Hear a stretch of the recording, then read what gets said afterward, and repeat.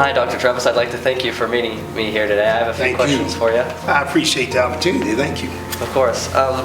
Could you answer us a few questions today? I can do that. Could you tell us your name and how you've made your way to WCMS? Okay. I am John Travis. I was born John Carroll Travis, 1956. I am the 12th of 14 children. Holy cow. Went to high school in Carroll County. Went to college, first 3 semesters at Eastern Kentucky University. Then I did 3.5 years at Georgetown College. Started teaching in 1979 at Scott County Middle, and went through there, through the high school, became Dean of Students, did that 8.5 years. I was retired, worked on a Doctorate of Divinity, finished it. I got a phone call from the assistant superintendent in Scott County. He said, listen, talk to a friend of mine in Woodford County, and they need an associate dean, and I gave them your number. And so that's how I ended up here. Oh, okay. So what inspired you to become interested in education?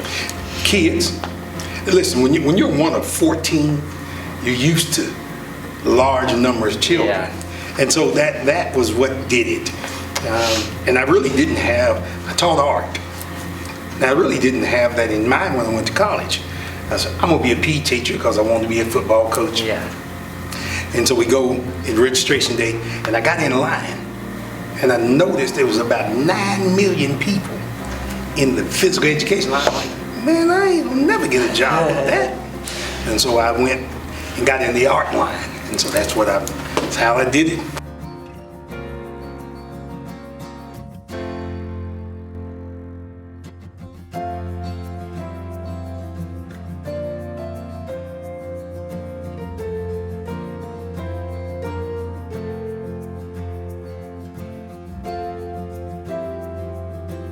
So since you've been here at WCMS, what are some things that you've have been impressed with? Impressed? Really, it's a lot quieter than I remember middle schools being. Back in the 80s, it was...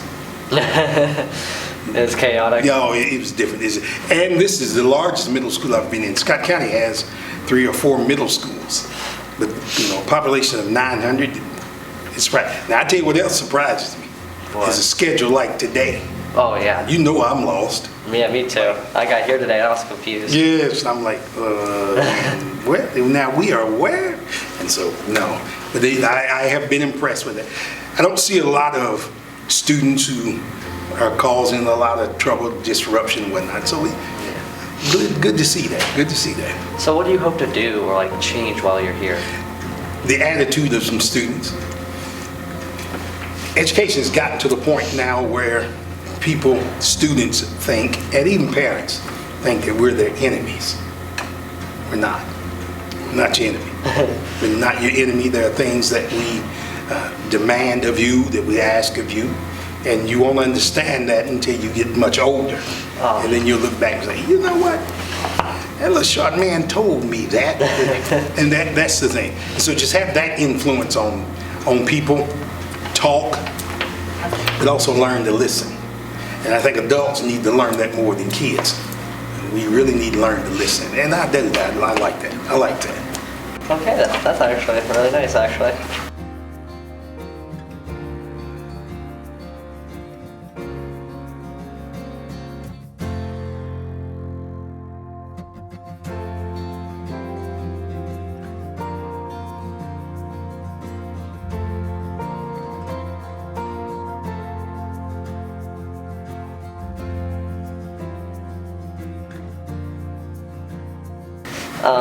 What is something you like to do in your free time?